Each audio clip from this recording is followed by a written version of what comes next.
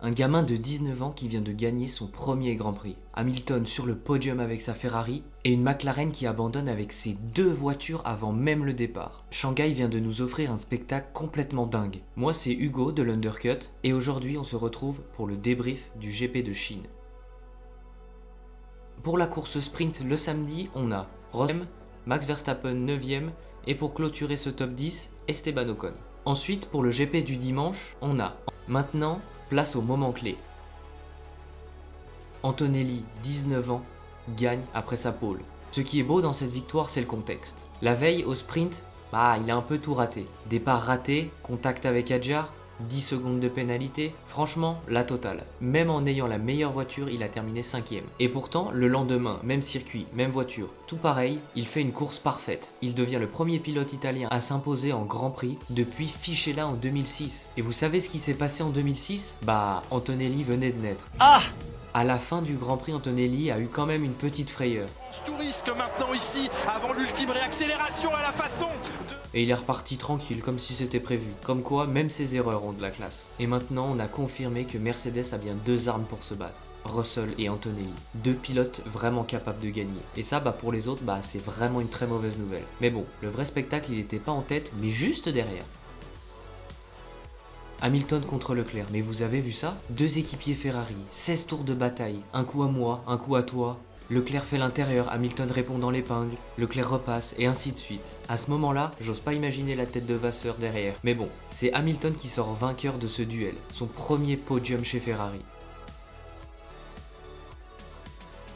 Hors course sprint du coup le samedi. À 41 ans, deuxième course de la saison, déjà sur le podium. C'est quand même dingue. C'est peut-être l'effet Kardashian. Maintenant on peut dire que Ferrari ont un problème de luxe. Deux pilotes qui veulent gagner, c'est extraordinaire, mais si ça dure, Vasseur va devoir certainement en choisir un comme favori, parce que sinon il risque d'avoir contact dans les prochains GP, et ça pourrait faire de nombreux points à l'équipe. Et aux pilotes. Les gars, il faut qu'on parle de McLaren.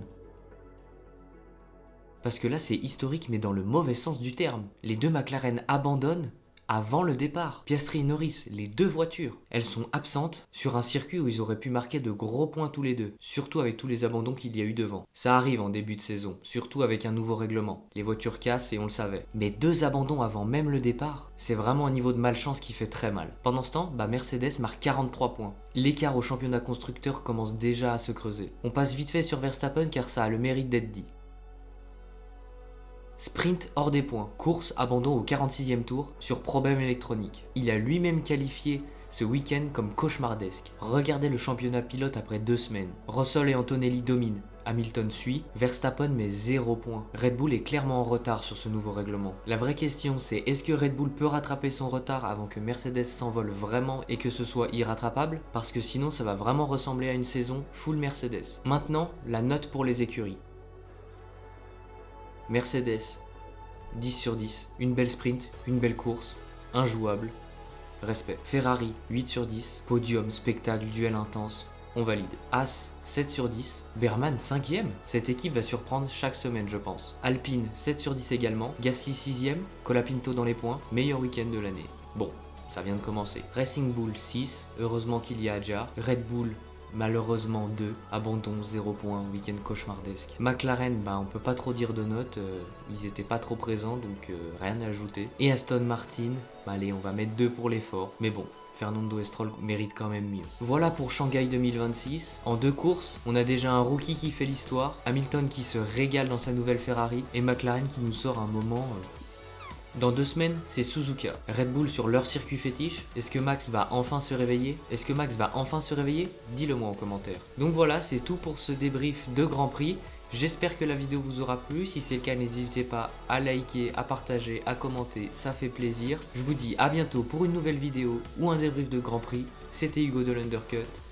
Ciao !